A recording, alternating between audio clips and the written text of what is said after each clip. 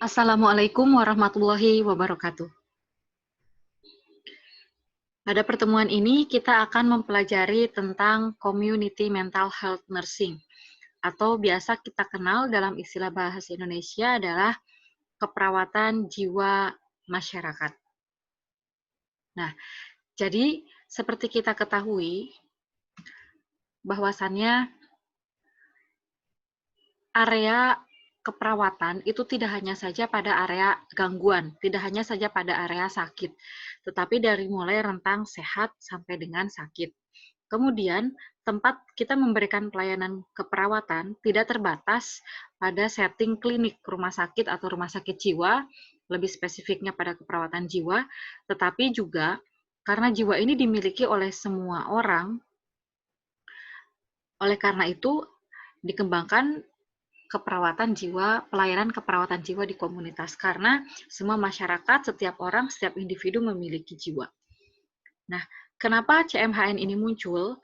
Ini dilatar belakangi oleh adanya bencana alam, kemudian konflik sosial berkepanjangan, seperti contohnya pada tahun 2006 terjadi 2004 ya, terjadi tsunami di Aceh yang itu menyebabkan dampak yang sangat besar sekali ya bagi masyarakat, karena di situ mereka kehilangan anggota keluarga, kemudian kehilangan kesehatan fisik bahkan cacat, kemudian kehilangan rumah, kehilangan pekerjaan dan lain-lain.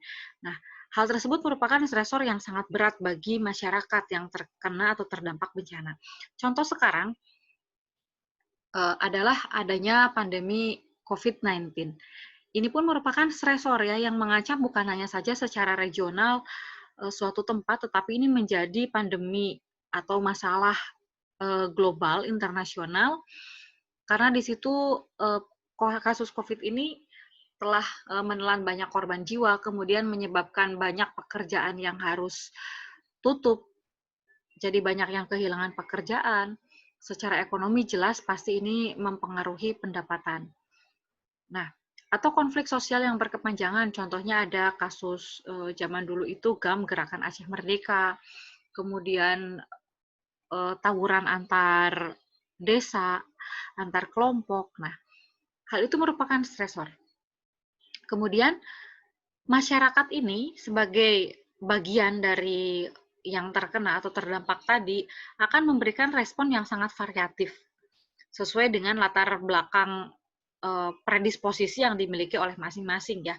Kalau kita review kembali bahwa setiap orang itu sudah memiliki faktor predisposisi atau penyebab, hanya saja belum muncul menjadi gejala atau tidak muncul menjadi gejala gangguan jiwa secara aktual saat ini, dikarenakan mereka masih memiliki penilaian terhadap stresor yang positif, masih memiliki sumber coping yang suportif, sehingga mekanisme copingnya adaptif. Nah, akan tetapi respon tersebut sangat variatif, ya. Oleh karena itu, karena dipandang ketika terjadinya suatu kejadian luar biasa, wabah, pandemi, bencana alam, nah ini dibutuhkan pelayanan keperawatan jiwa yang berbasis masyarakat. Jadi tidak menunggu masyarakat itu berbondong-bondong ke rumah sakit jiwa, karena ini jelas daya tampung tidak akan mencukupi, atau misalkan menunggu mereka ke pelayanan kesehatan rumah sakit umum dan lain-lain.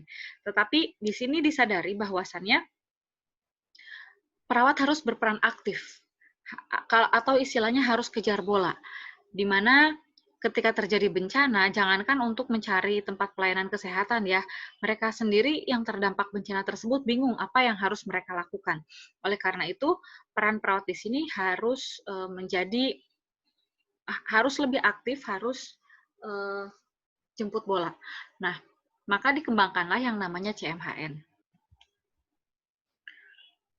Ya, tadi kita sudah jelaskan bahwa pandemi, kemudian bencana alam, konflik sosial yang berkepanjangan, itu merupakan stresor yang sifatnya menyebabkan dampak bagi banyak orang.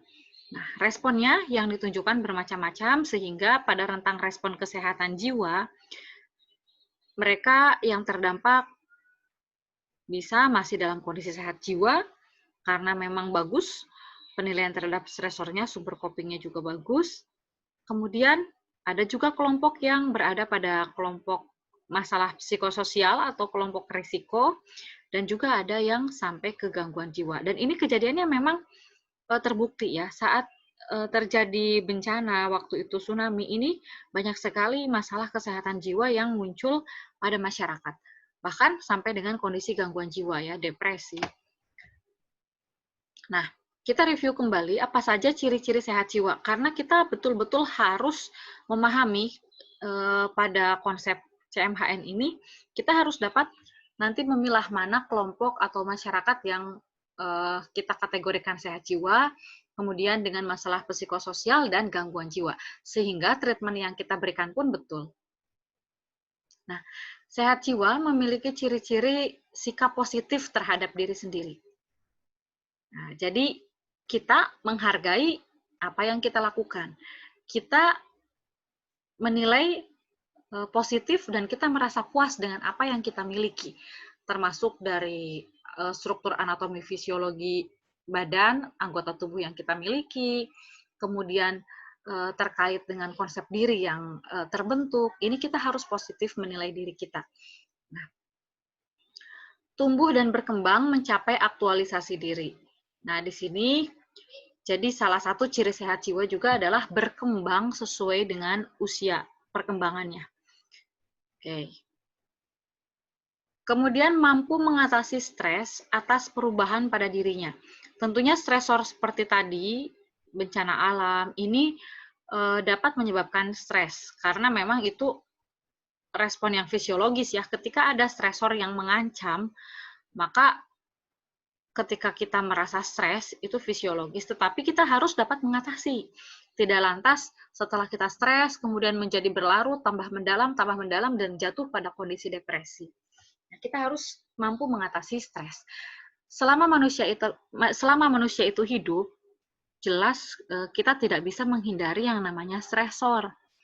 Nah, akan tetapi kita bisa mengelolanya agar mekanisme coping yang kita berikan itu sifatnya adaptif. Ya, jadi sekali lagi kalau kita hindari stresor tidak bisa, karena manusia adalah makhluk sosial. Kita membutuhkan orang lain untuk memenuhi kebutuhan kita, bekerja sama, kemudian dalam aktualisasi diri kita, kita juga membutuhkan interaksi dengan lingkungan dan orang lain. Sehingga stresor itu bisa saja, bukan bisa saja, tapi pasti itu kita dapatkan. Nah, kemudian orang yang sehat jiwa juga bertanggung jawab atas keputusan yang diambil. Oke, ya, tentunya ini sesuai dengan tahap perkembangan usia ya, pada usia mana bisa bertanggung jawab terhadap keputusan yang diambil dan jenis keputusan yang diambil sebesar apa ini tergantung tingkat usianya. Tetapi anak kecil pun yang sehat jiwa ini dia akan mulai bertanggung jawab sesuai kapasitasnya. Misalkan mengambil makanan atau memilih makanan kemudian menghabiskannya karena dia belajar bertanggung jawab ya. Tetapi jelas pada orang dewasa kemampuan bertanggung jawab ini harus sudah terbentuk. Kemudian mempunyai persepsi yang realistis. Nah, jadi saya menilai diri saya sesuai dengan penilaian orang lain dan memang sesuai dengan kenyataan, didukung oleh fakta-fakta. Contoh, saya adalah seorang mahasiswi. Nah, kemudian tugas saya atau peran saya dalam masyarakat seperti apa, terhadap orang tua, apa kewajiban saya. Itu persepsinya realistis. Akan tetapi kalau misalkan seseorang sudah merasa bahwa dirinya adalah orang yang paling kaya di dunia, padahal tidak didukung oleh fakta ya. Nah, ini tidak sehat jiwa. Tetapi orang sehat jiwa persepsinya sesuai dengan keadaan, kenyataan.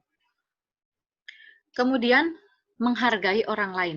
Nah, selain menghargai diri sendiri di sini, orang sehat jiwa juga akan menghargai orang lain. Ya, jadi kita sebagai ketika kita merasa saya orang yang sehat jiwa, nah berarti kita harus bisa menghargai orang lain. Kemudian mampu menyesuaikan diri dengan lingkungan. Ya, kemampuan beradaptasi ini. Jelas ini adalah merupakan hasil dari mekanisme coping. Ya, bukan artinya menyesuaikan diri itu ketika kita masuk ke lingkungan baru, maka kita harus menjadi seperti komunitas lingkungan itu, bukan. Tetap dengan nilai yang kita anut, tetapi juga kita tidak berbenturan secara ekstrim dengan lingkungan baru kita itu, ya. Contohnya ini kan remaja nih. Remaja ini bonding, ikatan dengan orang tua kan semakin melemah, tetapi ikatan dengan teman sebaya semakin kuat. Nah, artinya menyesuaikan diri di sini, orang sehat jiwa juga bukan menjadi menghilangkan nilai yang dia anut ya, sekali lagi, tetapi bisa menghargai orang lain di lingkungan baru tersebut tanpa dengan menghilangkan atau menghapus atau merubah secara mentah-mentah nilai yang sudah terbentuk pada dirinya. Oke, dapat dipahami ya tentang ciri-ciri sehat jiwa. Nah, dan semoga kita berada pada kelompok yang sehat jiwa. Yang selanjutnya adalah kelompok masalah psikososial. Apa saja ini? Ya, jadi seperti ansietas atau kecemasan, harga diri rendah situasional karena suatu hal ya, tapi tidak berkepanjangan. Kemudian gangguan citra tubuh. Nah, itu adalah contoh-contoh masalah psikososial. Nah, apa saja cirinya? Cirinya salah satunya adalah cemas atau takut ya yang berlebihan karena ada stresor tadi, maka ada perasaan cemas. Nanti bagaimana saya tinggal harus di mana ya, mengkhawatirkan nanti bagaimana kalau anak saya nggak bisa makan karena jelas sudah tidak bekerja sekarang, tidak ada pemasukan seperti dulu. Kemudian menjadi irritable atau mudah tersinggung. Ya, kemudian sulit berkonsentrasi, bersifat ragu-ragu, merasa rendah diri, merasa kecewa, pemarah dan agresif, reaksi fisik seperti jantung berdebar, otot tegang, sakit kepala, dan keluhan fisik lainnya ini bisa beragam sekali ya. Mungkin ada yang menjadi gastritis atau sakit mah, ada yang menjadi diare, bahkan sebaliknya ada yang menjadi konstipasi, ini sangat mungkin. Nah, sebetulnya kita pun sering atau beberapa kali bergeser status kesehatan jiwa kita dari kelompok diagnosis atau dari kelompok sehat bergeser sedikit ke kelompok yang psikososial. Ini sangat wajar sebetulnya ya. Jadi ini bukan suatu gangguan, ini belum masuk ke dalam gangguan. Ini pun sering kita alami dalam kehidupan sehari-hari, apalagi ketika ada stresor yang itu stresornya besar, dampaknya juga tidak hanya saja pada masalah psikologis misalkan, tetapi juga berdampak pada masalah perekonomian, pendidikan, pekerjaan. Nah, akan tetapi individu ini tidak boleh terlalu lama ya, dan tidak boleh terlalu sering atau tidak boleh dalam satu waktu itu mendapatkan masalah psikososial yang double-double. Nah, kalau itu terjadi secara terus-menerus, berkepanjangan, berada pada kecemasan kita ya, masalah psikososial yang memanjang, ini lama-lama akan jatuh ke kondisi yang gangguan, sehingga pada kelompok yang psikososial ini harus segera ditangani. Karena ini sudah pada fase ambang batas ya. Jadi dari sehat ke gangguan, tengah-tengahnya itu masalah psikososial. Kita harus geser agar ini kembali lagi ke kelompok yang sehat. Nah, jangan sampai jatuh ke kelompok yang gangguan ya, dengan tindakan prevensi yang sekunder. Selanjutnya, kalau sudah gangguan jiwa, maka akan menunjukkan ciri-ciri pertama, sedih berkepanjangan. Ini ciri khas yang depresi ya. Ciri khas depresi, perasaan sedih berkepanjangan. Kemudian, tidak semangat dan cenderung malas. Atau bisa juga marah tanpa sebab, mengurung diri, disorientasi, bicara kacau, tidak mampu merawat diri. Ya, ini ditambahkan nanti persepsinya tidak realistis. Ya, jadi dia memiliki penilaian terhadap suatu hal atau terhadap dirinya, dan itu tidak sesuai dengan fakta. Nah, apalagi kalau sudah muncul ya adanya halusinasi, adanya waham atau delusi, ini sudah masuk ke kelompok gangguan jiwa. Ya. Baik, nah selanjutnya CMHN itu apa sih?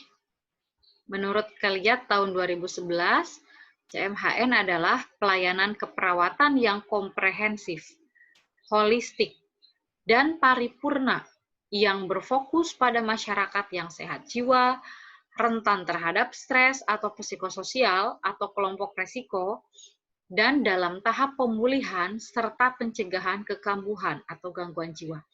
Nah, jadi di sini kita bisa lihat kata kuncinya, pertama komprehensif, holistik, paripurna. Kemudian fokusnya pada yang sehat, resiko, dan gangguan. Nah, gangguan itu kita pulihkan, dan yang sudah pulih, ini kita harus cegah agar tidak relapse atau kambuh. Karena sebetulnya, masalah gangguan jiwa itu banyak sekali yang mereka itu terdiagnosis sudah langsung masuk gangguan, dirawat nanti di rumah sakit jiwa misalkan, sudah pulih, ke masyarakat lagi. Nah, ini sering sekali terjadi kekambuhan. Jadi angka relapse pada pasien gangguan jiwa ini masih tinggi dibandingkan dengan yang lainnya. Sehingga CMHN ini ya fokusnya sampai dengan pencegahan kekambuhan.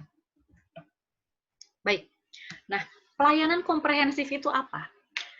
Jadi pelayanan komprehensif itu merupakan pencegahan dari 3 model pencegahan ya. Ini sesuai dengan model keperawatannya Betty Newman ya, bahwa ada 3 tingkat pencegahan. Nah, ini saya gambarkan dalam segitiga terbalik. Artinya ini adalah masyarakat, kelompok masyarakat. Lebih banyak sebetulnya masyarakat itu kan yang masih dalam kondisi sehat jiwa. Nah, di sini ya lebih banyak di bawah.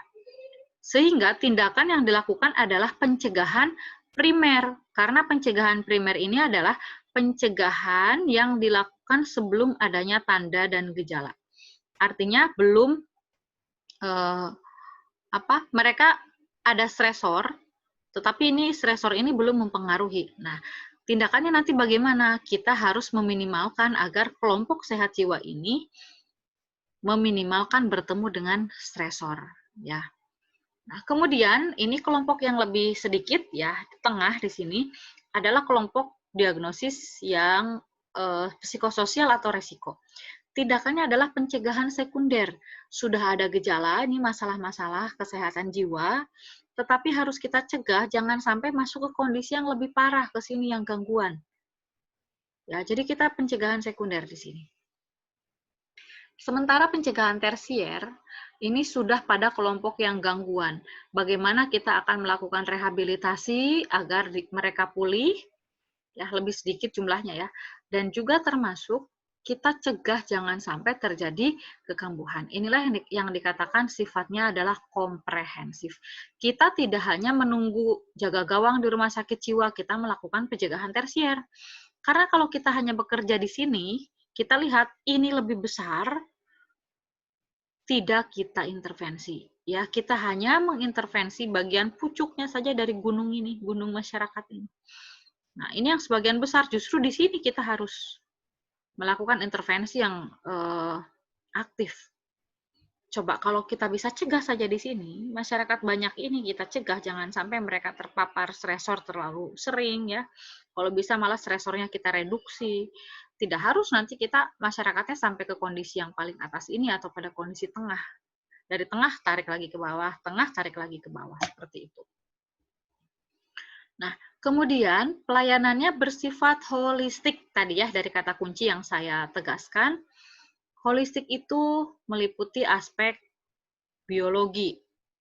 Walaupun kita sedang berbicara konteks pelayanan keperawatan kesehatan jiwa di komunitas, tetapi tidak lantas kita hanya mengurusi masalah psikologi. Biologinya kita tinggalkan, tidak bisa, karena manusia itu adalah makhluk yang holistik. Kemanapun kita pergi, kita akan membawa raga kita, biologi kita, ya. Jadi ini tetap harus menjadi fokus perhatian kita. Psikologi jelas, ya judulnya saja kita pelayanan keperawatan kesehatan jiwa ya di komunitas. Sosial kultural, iya, karena ini akan mempengaruhi ke sini, Nah, ini pun merupakan fokus dari pelayanan CMHN. Dan spiritual, ada yang menggabungkan ya sosial, kultural, spiritual, dan satu lagi adalah perkembangan. Jadi manusia itu tidak lepas dari ada raga, ada jiwanya, ada lingkungan masyarakatnya, hubungan dengan Tuhannya, atau dengan penciptanya, atau dengan kekuatan yang diyakini lebih tinggi dari dirinya, dan tahap perkembangan.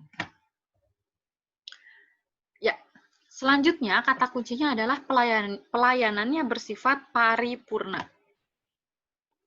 Nah, yang dimaksud dengan paripurna adalah kita memanfaatkan semua sumber daya yang dimiliki. Ya, di sini adalah kekuatan yang sangat besar, sumber daya masyarakat. Ini harus kita manfaatkan, harus kita gerakan agar masyarakat ini sifatnya suportif terhadap pelayanan kesehatan jiwa. Jangan sampai justru masyarakat ini yang menjadi stresor bagi seseorang, bagi individu yang sedang mengalami masalah misalkan. Apalagi terhadap pasien gangguan jiwa, memberikan stigma yang sangat negatif. Nah, ini harus kita gerakan. Justru CMHN itu kita bekerja banyaknya di sini. Kita akan menjadikan masyarakat ini suportif sifatnya terhadap masalah kesehatan jiwa. Aware, mereka peduli, merasa butuh untuk menjaga kesehatan jiwa. Oke.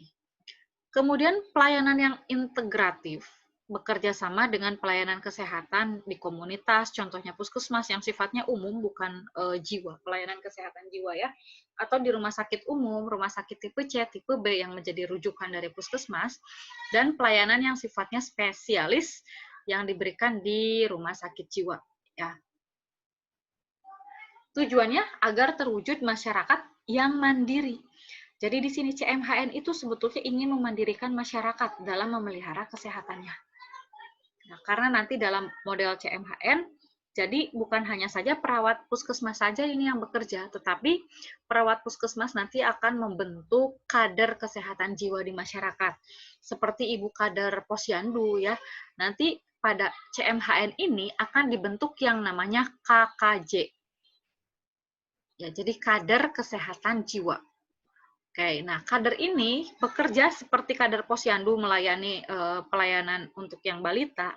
Ini juga sama, nanti KKJ itu juga akan melakukan screening, terhadap masyarakat warganya, mana yang masuk sehat jiwa, psikososial, dan yang diduga ada gangguan jiwa. Setelah itu nanti bekerja sama dengan tokoh masyarakat, dengan tokoh agama di masyarakat yang dituakan untuk memberikan support kepada yang masyarakat yang sedang mengalami masalah kesehatan jiwa terutama.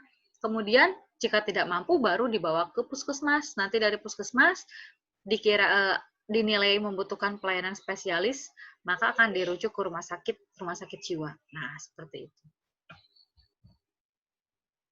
Ya, ini yang tadi saya jelaskan sekilas. Jadi, piramida pelayanan kesehatan jiwa komunitas ini adalah masyarakat, sekali lagi ya. Gunung ini adalah masyarakat yang sehatnya banyak di sini, yang resiko dan akhirnya ini yang gangguan. Nah, jadi perawatan mandiri individu dan keluarga. Jadi diharapkan yang kelompok banyak yang sehat ini mereka harus mampu. Jadi CMHN ini nanti akan memampukan masyarakat, keluarga untuk menjaga kesehatannya masing-masing. Ya. Kemudian memanfaatkan dukungan masyarakat di luar sektor kesehatan. Contohnya Pak RT, Pak RW ini harus aktif juga. Program-program terkait bagaimana untuk membudayakan perilaku sehat jiwa. Ya. Kemudian bisa jadi Pak Ustadz atau tokoh agama lainnya, Pak Kiai, guru ngaji. Nah, termasuk juga kader kesehatan jiwa itu di sini. Ya, dukungan masyarakat di luar sektor kesehatan.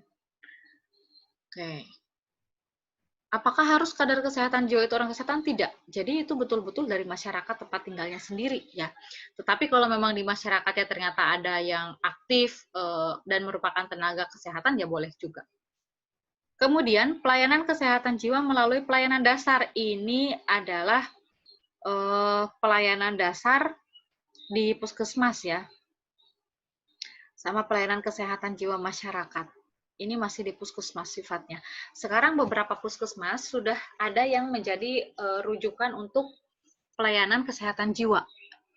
Nah, walaupun tidak setiap hari, ya misalkan yang ditunjuk di satu kabupaten ada beberapa, misalkan ada 10 puskesmas yang memberikan pelayanan kesehatan jiwa. Jadi agar warga yang membutuhkan pelayanan tidak harus jauh-jauh ke rumah sakit jiwa atau ke rumah sakit. Tapi misalkan hanya hari Kamis saja atau hari Senin saja. Nah, di situ nanti akan didatangkan dokter psikiater atau perawat spesialis keperawatan kesehatan jiwa, atau bisa jadi adalah dokter umum atau perawat umum general, tapi sudah mendapatkan pelatihan tentang pelayanan kesehatan jiwa. Nah, kemudian selanjutnya adalah unit pelayanan kesehatan jiwa di rumah sakit umum ya. Jadi rumah sakit umum juga sekarang sudah memiliki unit pelayanan kesehatan jiwa. Rata-rata sudah punya, baik poliklinik ataupun ruang rawat. Walaupun jumlah bednya tidak begitu banyak ya. Kemudian jelas ini yang spesialistik ini adalah di rumah sakit jiwa. Jadi diharapkan, kalau dulu kan siapapun yang ada masalah kesehatan jiwa langsung menuju ke rumah sakit jiwa. Sehingga ini tidak tertampung, ya rumah sakit jiwa kewalahan.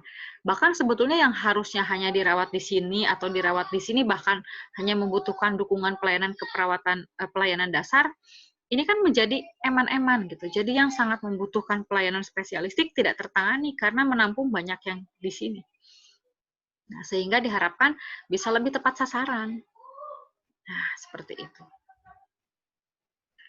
Nah, kemudian bagaimana perawatan mandiri individu dan keluarga? Tadi sudah dijelaskan bahwa ini merupakan pelayanan kesehatan jiwa yang jumlahnya paling besar. Sasarannya adalah individu dalam konteks keluarga. Nah, di sini konteks keluarga artinya kita perawat ketika dibutuhkan pun ini akan mengintervensi individu itu dalam konteks keluarga. Jadi bagaimana kita memampukan anggota keluarga lainnya untuk dapat merawat. Ya. Sifatnya family empowerment, jadi memberdayakan keluarga, melibatkan anggota keluarga dalam memelihara kesehatan anggota keluarga, termasuk kesehatan jiwa. Perawat perlu mengkaji upaya yang dilakukan keluarga yang selama ini sudah dilakukan untuk mengatasi masalah kesehatan yang timbul, kemudian bagaimana memanfaatkan pelayanan kesehatan atau upaya lain di luar tatanan kesehatan. Nah, jadi kita itu harus menanggalkan persepsi kita bahwa keluarga itu tidak tahu apa-apa tentang kesehatan, apalagi kesehatan jiwa. Itu harus kita tanggalkan betul-betul. Justru kita itu harus bekerja sama dengan keluarga. Kita kaji pemahaman keluarga tentang masalah kesehatan yang dialami oleh anggota keluarganya. Kita juga harus mengeksplorasi apa saja usaha yang sudah dilakukan oleh keluarga. Karena rasionalnya, ketika ada anggota keluarga yang mengalami masalah kesehatan, anggota keluarga yang lain ini akan aware, ya, kemudian akan melakukan tindakan untuk mengatasi masalah tersebut. Ini kita harus eksplorasi apa saja. Dan betul-betul hilangkan di sini judgement atau penilaian langsung ketika misalkan kita mendengar dibawa ke dukun misalkan. Ini kan menurut keilmuan kita ini tidak sesuai nih, salah ini. Kemudian kita langsung memberikan respon yang sifatnya judgement ya. Jadi, oh, dan menyudutkan, apalagi disampaikan dengan nada bicara, dengan ekspresi wajah, dengan gestur yang tidak menyenangkan. Ini harus kita perlu banyak belajar bagaimana cara menyampaikan, mengkonfrontasi hal-hal yang itu sebetulnya tidak tepat. Nah, kemudian dukungan masyarakat formal dan informal di luar sektor kesehatan yang seperti tadi adalah tokoh agama, tokoh masyarakat, Pak RT, Pak RW, lurah ya, kepala desa, kemudian ibu PKK, apalagi kalau sudah ada kader kesehatan jiwa ya. Kader kesehatan jiwa ini dilatih untuk menjadi mitra tim kesehatan jiwa komunitas. Jadi mendapatkan pelatihan dulu, enggak cuma kita tunjuk, Bu, jadi kader kesehatan jiwa, tapi tidak kita berikan pelatihan. Jadi betul-betul diberikan pelatihan, pelatihannya juga ini sudah ada modul pelatihannya, ada beberapa tahapan, ada basic CMHN, intermediate CMHN, dan ada advance CMHN. Nah, setelah dilatih, ini menjadi mitra dan diintegrasikan dengan perannya di masyarakat. Jadi sifatnya juga volunteer sih, sifatnya sukarela ya. Jadi bukan ditunjuk, diangkat menjadi kader kesehatan jiwa yang mendapatkan gaji, bukan. Tetapi sifatnya ini adalah kesadaran, partisipasi aktif, volunteer dari masyarakat itu sendiri. Ya, siapa yang mau, begitu. Kemudian pelayanan kesehatan jiwa melalui pelayanan kesehatan dasar. Tadi sudah dijelaskan ya, beberapa puskesmas itu sudah punya pelayanan kesehatan jiwa untuk rawat jalan atau mengunjungi masyarakat sesuai wilayah kerjanya. Tenaga kesehatan yang bertugas itu perawat yang telah dilatih CMHN dan dokter yang telah dilatih kesehatan jiwa. Apalagi kalau sudah memiliki perawat spesialis keperawatan jiwa dan dokter spesialis kesehatan jiwa ya atau psikiater. Bisa jadi ini tempat praktek pribadi ya, dokter, perawat, bidan, psikolog.